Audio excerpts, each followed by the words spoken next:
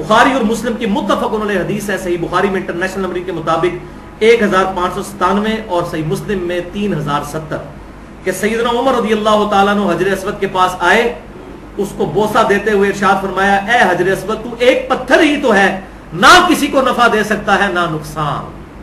اگر میں اپنے محبوب صلی اللہ علیہ وسلم کو نہ دیکھتا کہ وہ تجھے چوم رہے تھے تو میں تجھے چومتا بھی نہ۔ تو حجر اسود کا اگر یہ سٹیٹس ہے تو ملتزم اور رکن یمانی وہ کہاں پر کس لیول پہ آئیں گے؟ تو حجر اسود جو ہے اس کے ساتھ بعض لوگوں نے جوڑ دیا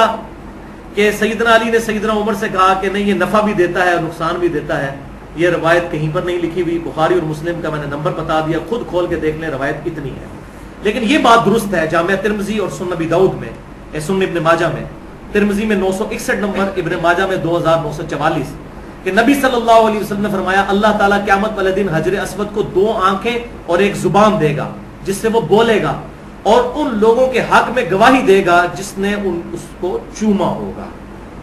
وہ تو ہر نماز پڑھنے والی جگہ بھی گواہی دے گی، ہم یہاں پر درس قرآن سن رہے ہیں یہ جگہ بھی گواہی دے گی۔ بوسہ ضرور دیں حجر اسود کو، اس میں کوئی شک نہیں ہے کہ یہ بہت اہم ترین پتھر ہے،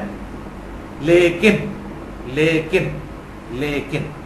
اب یہ کڑوی بات ہے، بہت کڑوی بات، کہ جو بے حیائی کا طوفان بدتمیزی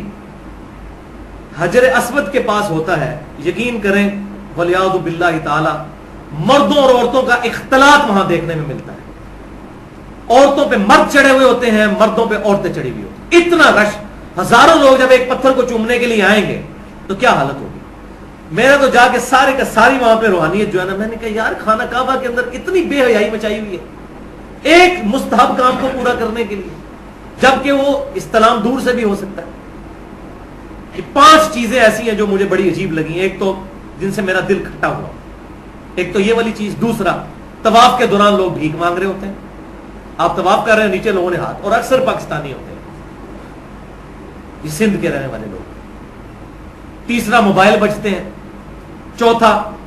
نظروں کی حفاظت وہاں پر بڑا مشکل ہو جاتا ہے کیونکہ عورتوں کے چہرے کھلے ہوئے ہیں، ظاہر ہے کہ میں نے بتا دیا، وہ تو حکم ہے، یہی آزمائش تھی۔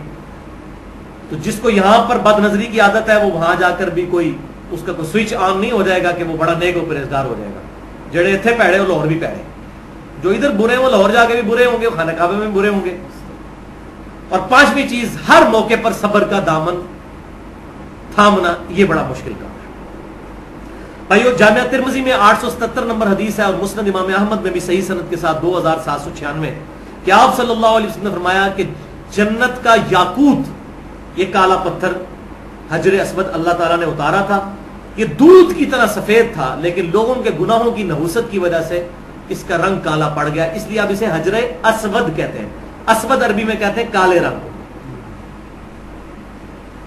اب یود کہتے ہیں سفید کلر۔ تو یہ سیاہ ہوا لوگوں کے گناہوں کے اثرات کی وجہ سے پتھر سیاہ ہو گیا، پتھر کا اثر لوگوں پہ نہیں پڑا، یہ پوائنٹ ذرا نوٹ کرنا ہے۔ اب اس سے ڈال گئے کہ اگر جنت کا وہ یاقوت، اس کا اثر لوگوں پہ نہیں پڑ رہا، الٹا لوگوں سے وہ اثر لے رہا ہے، تو یہ جو یاقوت، مرجان اور زمرد لوگ یہ انگوٹھیاں پہنتے ہیں اور یہ یقین رکھتے ہیں کہ اس کی وجہ سے کوئی ہمیں نفع پہنچ جائے گا، تو وہ آپ خود سوچ لیں جنت کا پتھر کسی کو نفع نقصان نہیں دے سکتا۔ اور سیدنا عمر نے کیسا عقیدہ امت کو دیا کہ تو پتھر ہی ہے، نہ نفع دے سکتا ہے نہ نقصان۔ اب سیدنا عمر کے سامنے اگر کوئی یہ انگوٹھیاں پہن کے آ جائے اور کہ جی میں نے اس لیے پہنی ہوئی ہے، تو پھر حضرت عمر کے جلال کا سامنا پھر اس کو کرنا پڑے گا کہ وہ تو حجر اسود کے اوپر اتنا بڑا فتویٰ لگا رہے ہیں، تو یہ پتھر وہ جنت کا یاقوت اور یہ تو دنیا کا یاقوت۔